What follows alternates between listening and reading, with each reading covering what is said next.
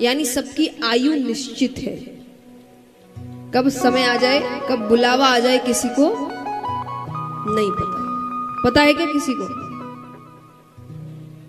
कहते हैं कि एक बच्चा जब जन्म लेता है तो वो बड़ा होगा कि नहीं, इसमें संदेह है।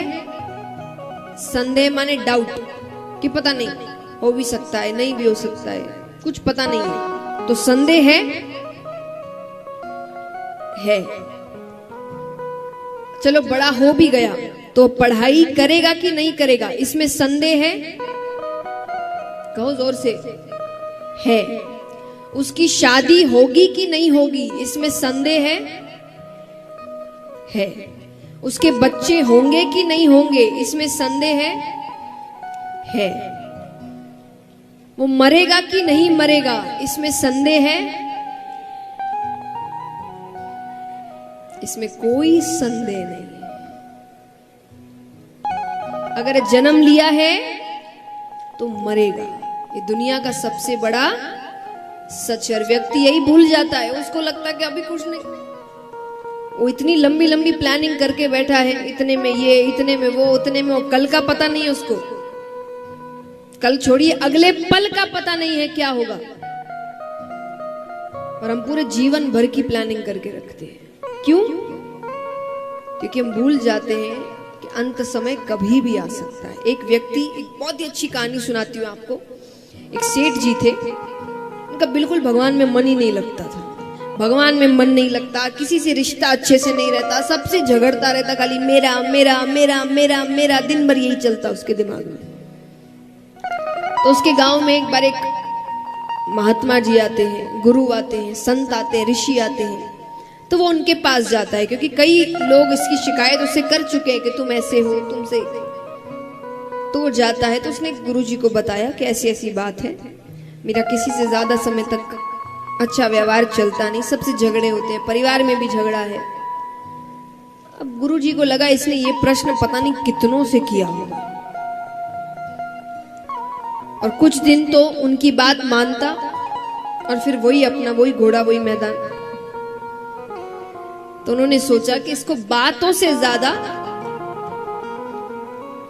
कुछ करके दिखाना पड़ेगा। कहते ना, कई बार बातों से समझाने से कई ज्यादा होता है करके दिखाना। तो गुरु महाराज कहते हैं कि एक काम करो, अपना हाथ दिखाओ, मुझे भविष्य भी देखना आता है, तो मैं देखता हूं कि तुम्हारे भविष्य में लिखा क्या है कि ये सब चल रहा है। उसने हाथ दिखाया। गुरु जी कहते हैं ये सब इधर उधर की बातें छोड़ो, 10 दिन में मृत्यु है।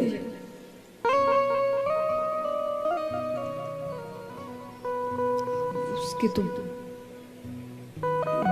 शब्द नहीं आ रहे उसको समझ में कि क्या बोल रहे हैं आप। बोले 10 दिन में मृत्यु है, ऊपर जाना है, अब क्या करना है तुम देखो।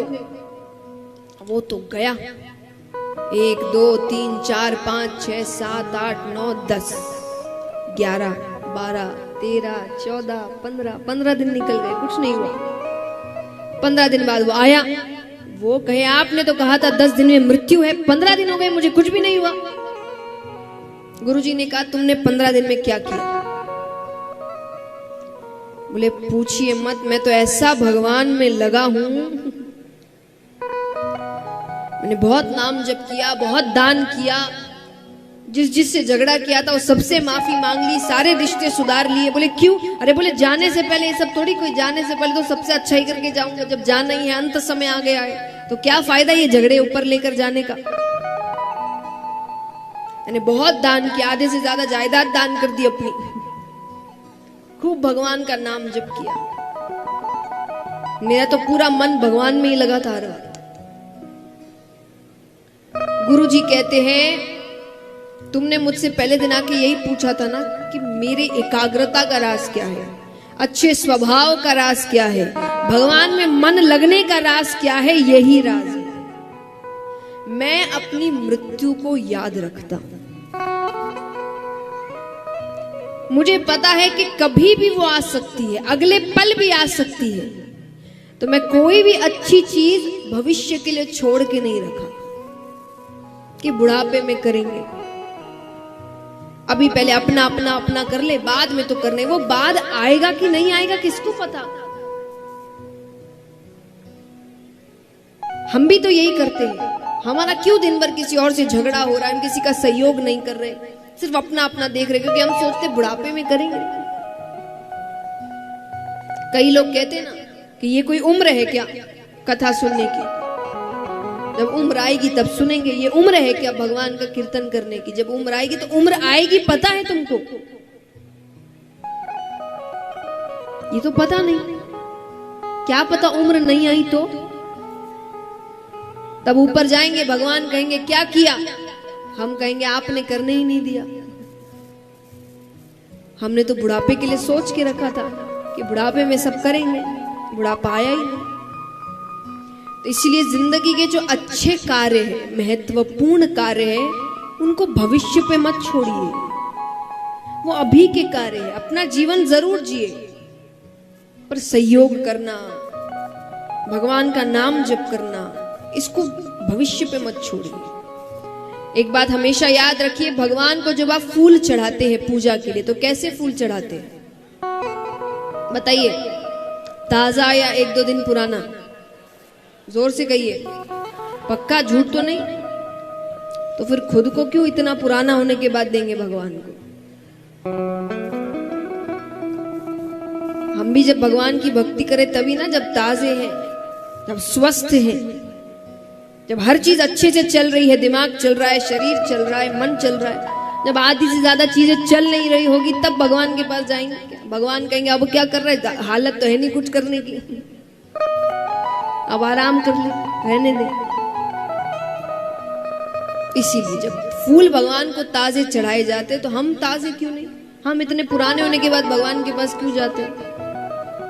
तो भक्ति की उम्र बुढ़ापा नहीं होता, बचपन होता है, जब बिल्कुल ताजे हैं, मन साफ है।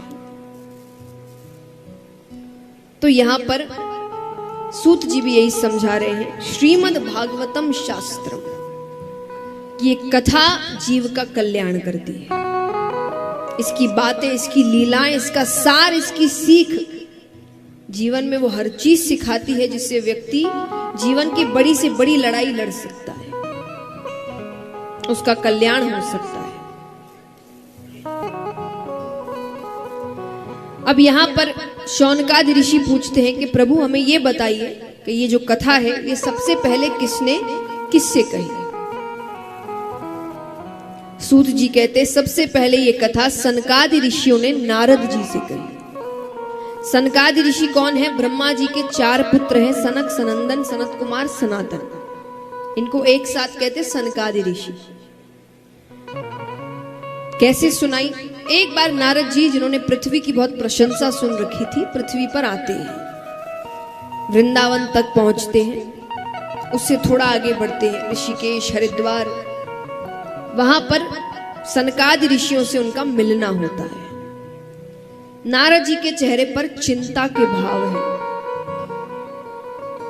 सनकादि ऋषियों ने कहा जो व्यक्ति हर वक्त भगवान का नाम लेता है, नारद जी कहीं भी जाते क्या कहते हैं? जोर से कहिए, नारद जी कहीं भी जाएं, और जोर से, नारायण नारायण। वो हर वक्त भगवान का नाम लेते रहते। तो जो हर वक्त भगवान का नाम लेता है उसको कैसी चिंता? तो उन्होंने पूछा, तो अंत में विष्णु भगवान को नीचे आना पड़ा। अब भगवान उससे गर्भ के बाहर से बात कर रहे हैं। भगवान कहते हैं कि तुम बाहर आ जाओ, ये दुनिया बहुत सुंदर है। वो बालक कहे इसीलिए तो नहीं आना, ये दुनिया इतनी सुंदर है कि यहां आकर जीव आपको भूल जाता है, आपको मानने से इनकार कर देता है। पर भगवान कहते हैं कि ऐसे तो उनको तकलीफ हो रही है जिसके गर्भ में तुम हो। शुभ बालक कहे ठीक है, आप अपनी मोह माया रोक दीजिए, मुझ पर वो मोह माया चढ़ेगी नहीं तो मैं इस संसार में मिलूंगा नहीं। भगवान कहते वो तो नहीं रुक सकती, तो बोले मैं अंदर ही ठीक हूं। तब भगवान अंत में कहते कि ठीक है, एक क्षण में जितना समय होता है, सिर्फ एक क्षण, उसका भी जो 100वां हिस्सा होगा उतने समय के लिए मैं अपनी मोह माया रोक दूंगा। ठीक है, वो शुभ बालक कहे जब मैं कहूं तभी रोकिएगा। तो उसने बाहर निकलने की तैयारी कर ली। अब वो जैसे ही भगवान को इशारा करता है, भगवान अपनी मोह माया रोकते हैं और गर्भ के अंदर से साक्षात श्री सुखदेव मुनि महाराज प्रकट होते हैं। बोलिए श्री सुखदेव मुनि महाराज की। सुखदेव जी बहुत बड़े वैरागी माने गए और उनकी कृपा हो जाए, उनके जैसे गुरु की शरण मिल जाए तो व्यक्ति 7 दिनों में भगवान से मिल जाता है, जो राजा परीक्षित के साथ हुआ। कल से ये कथा आरंभ होगी। आज हम 2-3 जगह से कथाएं सुनेंगे, थोड़ी महादेव जी की तरफ से, थोड़ी अब नैमिषारण्य वन में चलेंगे, वहां सूत जी की तरफ से। कल से हम सुखदेव जी के मुख से कथा सुनेंगे। तो इनके जैसे गुरु मिल जाए तो भगवान से मिलना आसान हो जाता है। आइए उनके जन्म पर हम सभी प्रार्थना करते हैं, जिन्होंने गुरु बनाए हैं वो अपने गुरु का ध्यान करें, जिन्होंने नहीं बनाए वो भगवान का ध्यान करें कि उनको जब गुरु मिले तो सुखदेव जी जैसे गुरु मिले। गुरुर ब्रह्मा गुरुर विष्णु गुरुर्देवो महेश्वरा गुरुर साक्षात् परम ब्रह्मा तस्मै श्री गुरवे नमः। तस्मै श्री गुरवे नमः। तो इस प्रकार सुखदेव जी के अवतार की कथा आती है। अब चलते हैं नैमिषारण्य वन में, जहां 88,000 ऋषिगण बैठे हैं और उनको कथा सुना रहे हैं सूत जी। और उन 88,000 ऋषिगणों में सबसे बड़े ऋषि हैं शौनक ऋषि, इसलिए सभी को शौनकादि ऋषियों के नाम से संबोधित करेंगे। तो शौनकादि ऋषि सूत जी से पूछते हैं,